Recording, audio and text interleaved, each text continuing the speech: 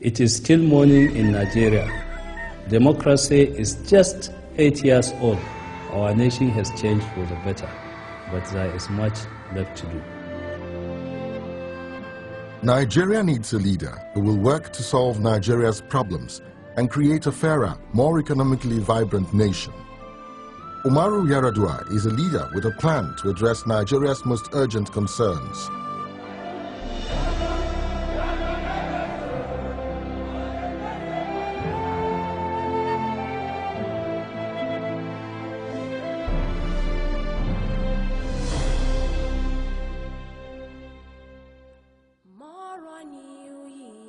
Born into a family with a history of public service, Umaru Yar'Adua's father, Malam Musa Yar'Adua, was a member of the House of Representatives and served as minister in the First Republic.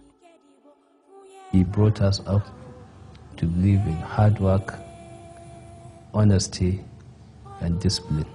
And there's also something of the qualities of his father, Musa Yar'Adua, and his senior brother, late Shehu Yar'Adua, who I know very, very well. If you like, you may say that they have long tradition of public service, of decency in their family. Yar'Adua was groomed to provide leadership, nurtured in tradition, but strengthened by his spirit and character. I draw my inspiration from God. Like my late father told me, serving humanity is service to God. The tradition that he is coming from is a tradition that radically changed the way Nigeria has been doing politics, a tradition that has always put people first. Yar'Adua is at heart a teacher, an academic with an analytical mind. He studied and taught chemistry at the university level for years. He was the greatest teacher that I've ever come across in chemistry. And that, of course, that has culminated into my being a doctor, a medical doctor here. He is a man who studies everything, from the intricacies of particle physics to economic policy. I read a lot. Even though I was a student of chemistry, I was interested in the development of my country, and that means I have to learn something about the economy of nations and the wealth of nations. Yar'Adua is well versed in economic leadership. There is no greater testament to his capacity to be president than his record of achievement as governor of Katsina State. This is a governor that inherited a state treasury with a negative balance of over 580 million. The state's finances turned out to be worse than we had imagined. He injected a lot of funds in providing medical equipment and instruments. He bought theater equipment. He bought diagnostic facilities like endoscopes. So he's done quite a lot in the health sector. I believe Katsina State is unparalleled to any other state of the Federation. It was a product of organization. It was a product of an inspiring leadership and hard work.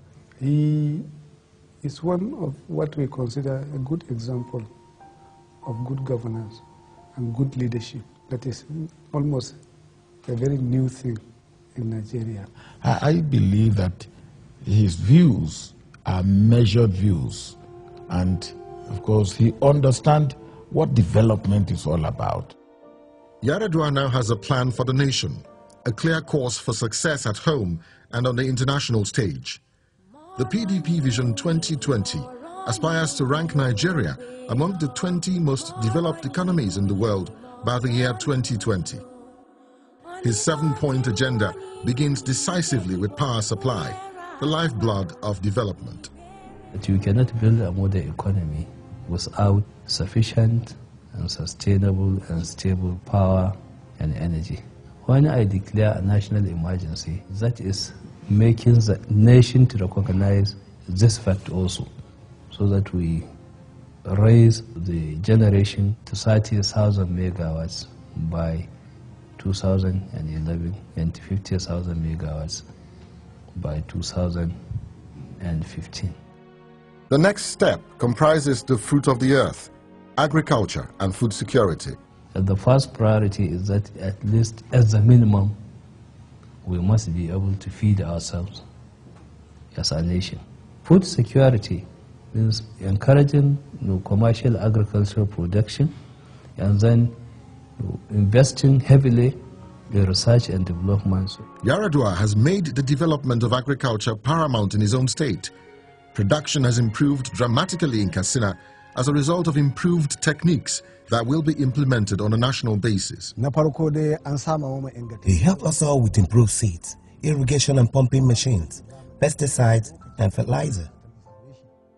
The third step is wealth creation and the vision to make families self-sustaining by putting Nigerians to work. The Nigerian elite has always talked about the national cake. No, the cake is the rent that is collected, and they want to share it and consume it.